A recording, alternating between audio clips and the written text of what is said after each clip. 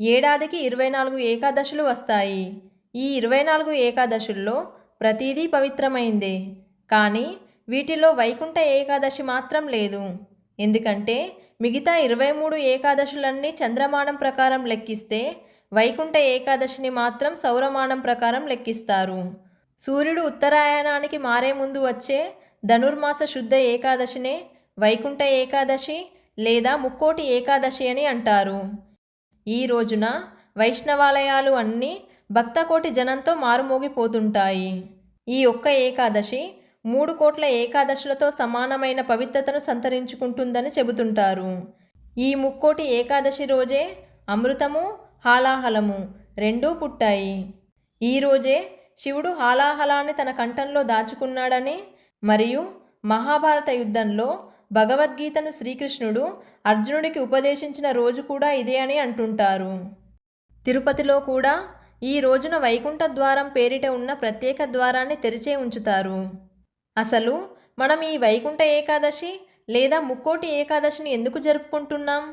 అలాగే ఏకాదశి రోజున ఉపవాస దీక్షలు ఎందుకు చేయాలి? ఉత్తర మార్గం ద్వారా మాత్రమే శ్రీ మహావిష్ణువును ప్రసన్నం చేసుకోవాల్సిన ఆవశ్యకత ఏమిటి? ఇలాంటి ఎన్నో ప్రశ్నలకు సమాధానాలను ఈ వీడియోలో తెలుసుకుందాం. కాబట్టి వీడియోని ఎక్కడా స్కిప్ చేయకుండా చివరి వరకు చూడండి. ఇలాంటి మరిన్ని ఇన్ఫర్మేటివ్ వీడియోస్ని మీ కొరకు తెచ్చేందుకు మీ సపోర్టుగా జస్ట్ లైక్ చేయండి చాలు. ఇక ఏమాత్రం ఆలస్యం చేయకుండా టాపిక్లోకి వెళ్ళిపోదాం. ముందుగా వైకుంఠ ఏకాదశి యొక్క చరిత్రను తెలుసుకోవాలంటే పద్మపురాణంలోకి వెళ్లాల్సిందే. ఈ పురాణం ప్రకారం పూర్వం మురా అనే రాక్షసుడు స్వయంగా శ్రీ మహావిష్ణువు నుండి రూపాన్ని సంతరించుకొని దేవుళ్ళందరినీ తన దురాగతాలతో బాధించడం మొదలుపెట్టాడు. ఇక అతని దుష్కృత్యాలను భరించలేని దేవతలందరూ కలిసి ఎవరైతే ఈ మురా అనే అసురుడికి రూపాన్ని ప్రసాదించాడో స్వయంగా ఆ శ్రీ మహావిష్ణువు దగ్గరికే వెళ్ళి, స్వామి, మేము ఆ మురుని యొక్క అకృత్యాలను భరించలేకపోతున్నాం. అతడు నీవు ప్రసాదించిన రూపాన్ని సంతరించుకున్నవాడు కావడంతో మేము వాడిని ఏమీ చేయలేకపోతున్నామని తమ బాధలను విష్ణుమూర్తితో వెళ్ళబుచ్చుకుంటారు. అదంతా విన్న విష్ణుమూర్తి ఇక మురుడిని ఎలాగైనా సంహరించాలని అనుకుంటాడు. కానీ మురుడికి ప్రసాదించిన శక్తుల కారణంగా అతన్ని సంహరించడం అంత సులువైన పని కాదు. ఎందుకంటే మురుడిని వధించాలంటే ప్రత్యేకమైన అస్త్రం కావాలి. అతన్ని ఏ ఆయుధము ఏమీ చేయలేదు. అందుకనే శ్రీ మహావిష్ణువు ఒక పథకాన్ని వేసి వెంటనే బదరికా ఆశ్రమంలోని హైమావతి గుహలోకి ప్రవేశించాడు. శ్రీ మహావిష్ణువు తనని సంహరించాలనుకుంటున్నాడు అనే విషయాన్ని తెలుసుకున్న మురుడు విష్ణువును తానే వధిస్తానని అతను కూడా హైమావతి గుహలోకి ప్రవేశించాడు. సరిగ్గా మురుడు విష్ణుమూర్తిపై దాడి చేసే సమయంలో విష్ణువు యొక్క శరీరం నుండి ఒక స్త్రీ ఉద్భవించి తన కంటి చూపుతోనే మురుడిని కాల్చివేస్తుంది. ఈ విధంగా మురుడు అనే రాక్షసుణ్ణి ఎలాంటి ఆయుధం లేకుండా కేవలం ఒక స్త్రీ యొక్క కంటి చూపుతోనే భస్మం చేయబడ్డాడు. ఇక దేవతలందరూ కలిసి తమను రక్షించిన ఆ శక్తికే ఏకాదశి అని నామకరణం చేసి ఏదైనా వరం కోరుకోమని అడగగా దానికి ఆమె ఏకాదశి నాడు ఎవరైతే ఉపవాసం ఉంటారో వారి పాపాలన్నింటినీ పరిహరించాలని ఆమె కోరుకుంది.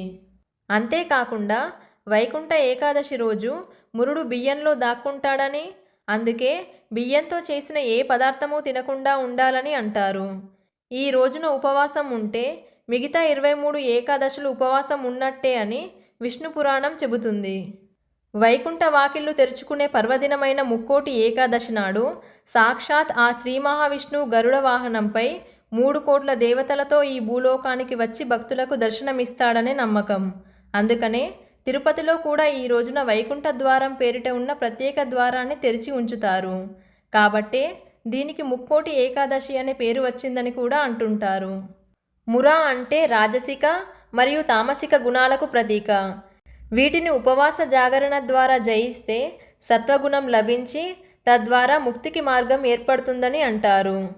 వైకుంఠ ఏకాదశి రోజున వరి అన్నంలో ముర నివాసం ఉంటాడు కనుక మందబుద్ధిని ఇచ్చి జాగరూకతను దెబ్బతీస్తాడని అంతరార్థం.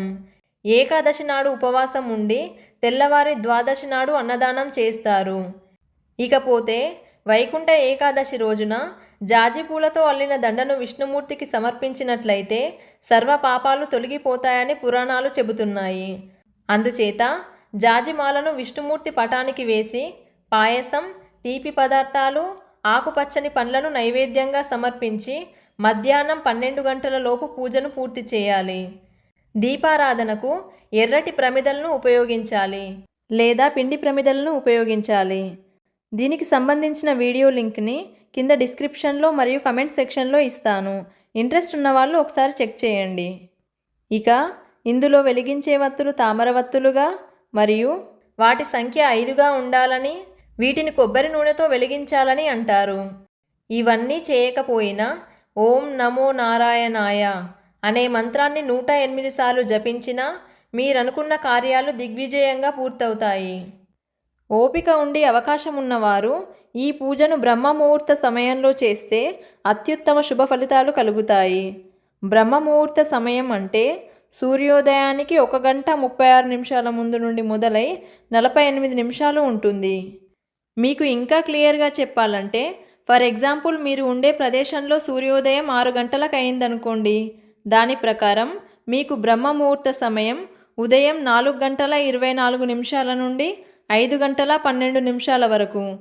ఈ 42 నిమిషాల సమయాన్నే బ్రహ్మముహూర్తం అంటారు. సూర్యోదయ సమయం అనేది ప్రదేశాన్ని బట్టి మారుతూ ఉంటుంది. కాబట్టి దాని ప్రకారం మన బ్రహ్మముహూర్త సమయాన్ని మనమే లెక్కించుకోవచ్చు. ఈ బ్రహ్మముహూర్త సమయంలో ఏది చేసినా దాని ద్వారా వచ్చే ఫలితం చాలా రెట్లు అధికంగా ఉంటుంది. ఎందుకు అనేది నెక్స్ట్ వీడియోలో తెలుసుకుందాం. ఈ బ్రహ్మముహూర్తం గురించి ఇంకా తెలుసుకోవాలనుకుంటున్న వారు కమెంట్ సెక్షన్లో కమెంట్ చేయండి. ఈ వీడియోపై మీ అభిప్రాయాన్ని కమెంట్ చేయండి. నచ్చితే లైక్ చేయండి. మీ ఫ్రెండ్స్ అండ్ రిలేటివ్స్తో షేర్ చేయండి. మీ అభిప్రాయాలని సజెషన్స్ని కమెంట్ ద్వారా తెలియజేయండి.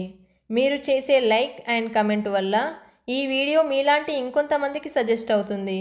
సో ఇలాంటి మరిన్ని ఇన్ఫర్మేటివ్ వీడియోస్ కోసం సుమక్క 369 ఛానల్ని సబ్స్క్రైబ్ చేయండి.